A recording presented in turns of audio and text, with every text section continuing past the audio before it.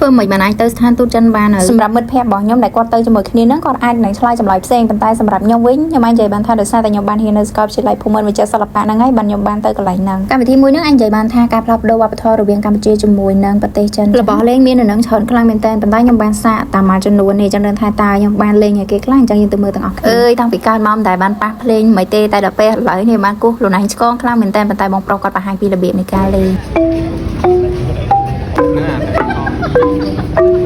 បងប្អូនទាំងអស់គ្នាឮបងប្អូនណែគាត់នៅចឹងហ្នឹងគាត់សើចអើយសើចយកតែមែនតើហ្មងតែហ្នឹងគាត់សើចរឿងអីគេ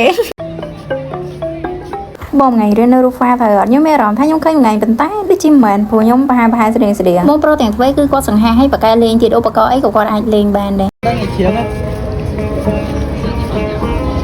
ដូចជាចបៃជាមួយនឹងរនាតដោយដែលបងប្អូនទាំងអស់គ្នាបានឃើញអញ្ចឹងណាអូយមានទឹកដមខ្លាំងមែននៅក្នុងរឿងចិនខ្ញុំប្រហែលជាធ្លាប់បានឮជាញឹកញយឲ្យថាផឹកស្រាតែងកំណាបគយគន់ស្រីស្អាតអីចឹងទៅក៏ប៉ុន្តែកន្លែងនេះស្ដាប់ភ្លេងប៉ុន្តែគយគន់ទេសភាពគំនូរវិញម្ដងខ្ញុំអត់បានដឹងថាជាស្នាដៃរបស់វិចិត្រកររូបណែប៉ុន្តែយើងអាចគយគន់បានដោយពីមួយផ្ទាំងទៅមួយផ្ទាំងហ្នឹងគឺបង្ហាញពីភាពម៉ត់ចត់ដ៏ប៉ិនប្រសប់របស់គាត់ទៅលេខរូបព្រះពុទ្ធអង្គវិញគឺភ្លឺថ្លាស្រស់ស្អាតខ្លាំងមែនតែម្ដងបើទោះបីជារូបខ្មុកគឺជារូបដែលត្រូវបានគេដាក់តាំងឬក៏គេបង្កើតឡើងក៏ដោយប៉ុន្តែហាក់បីដូចជាមានអារម្មណ៍ថាហាក់បីដូចជាមានជីវិតជីវ៉ាដូចជាមនុស្សយើងអញ្ចឹងហើយអីដែលគួរឲ្យកត់សម្គាល់ហ្នឹងគឺនៅពេលដែលឃើញរូបខ្មុកហ្នឹងហើយមានអារម្មណ៍ថាគាត់នឹងកំពុងតែសើចដាក់យើងអញ្ចឹងហើយទៅយើងច្រឡំសើចដាក់គាត់វិញបន្ថែមពីលើហ្នឹងទៀតក៏នៅមានផលិតផលសេរ៉ាមិចមួយចំនួនទៀតដែរចូលមកដល់ការរៀនសរសេរអក្សរចិនវិញម្ដងអានេះគឺយើងអាចសរសេរតាមលំនាំបើមិនយើងអត់ចេះតួអក្សរអញ្ចឹងយើងអាចមើលគេទៅហើយសរសេរតាមគេអញ្ចឹងទៅវាមានក្រាស់តូចក្រាស់ធំទៅតាមការចូលចិត្តរបស់យើងអញ្ចឹងណាកន្លែងនេះគឺខ្ញុំយកក្រាស់តូចវាស្រួលដាក់តាមខ្លួនហើយដោយសារមានរូបភាពបន្តិចហើយមានលីឡំអក្សរទៅវាធ្វើឲ្យកាន់តែរស់រវើកអញ្ចឹងក្រាស់តូចប្រើជួរតូចទៅដល់ពេលក្រាស់ធំយើងប្រើអាសូប៊ីកនោះណាមុននឹងចាប់ផ្ដើមសរសេរខ្ញុំហ៊ានរេរ៉នតិចព្រោះអីខ្លាចសរសេរប៉ះជាប់ពាក្យដែលជេរអីអញ្ចឹងវាអត់ល្អតើក្នុងមួយឆាជីវិតបានសរសេរអក្សរចិនលើកទី1ហើយធ្លាប់តែនិយាយពាក្យថាវ៉ាឯនេះឥ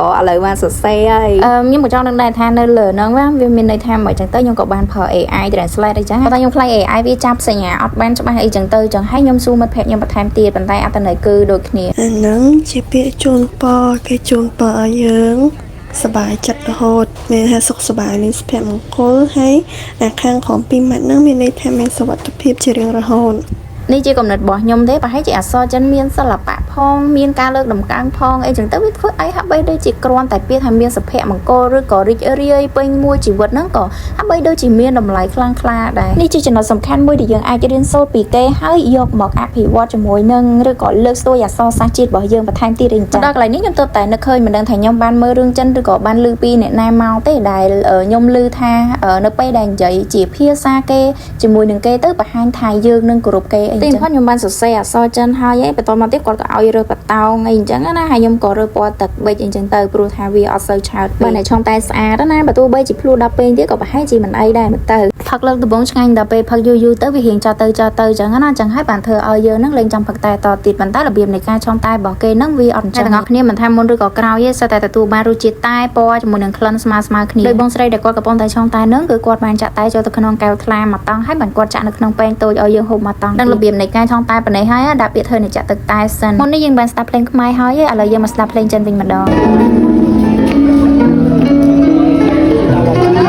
បន្ទាប់ពីស្ដាប់ភ្លេងហើយឥឡូវយើងទៅមើលពីរបៀបដែលគេធ្វើផ្លិតវិញដំបូងហ្នឹងគេដាក់ទឹកមួយធុងមកដល់ពេលហើយគេច្របាច់ថ្នាំពណ៌ចាក់ចូលទៅក្នុងនឹងណាយើងស្រឡាញ់ពណ៌អីយើងដាក់ពណ៌ហើយក្រោយមកគាត់យកផ្លិតយកទៅចលអូអ្នកគ្នាឃើញស្អាតខ្លាំងមែនតើបើខ្ញុំបានលេងចុងក្រោយហ្នឹងគឺជាការផាត់ពណ៌នៅលើរបាំងមុខបើតាខ្ញុំដឹងសិល្បៈហ៊ីដូចជាគូនៅលើមុខផ្ទាល់ដូចគ្នាដូចទៅនឹងល្ខោនខ្មែររបស់យើងដែរប៉ុន្តែគេអាចឆ្នៃវាទៅជារបាំងមុខហើយឲ្យក្មេងៗយកមកផាត់ពណ៌អីចឹងបើសិនជាល្ខោនបាសាក់របស់យើងអាចធ្វើដូចគ្នាដែរតើវានឹងមានរឿងអីកើតឡើង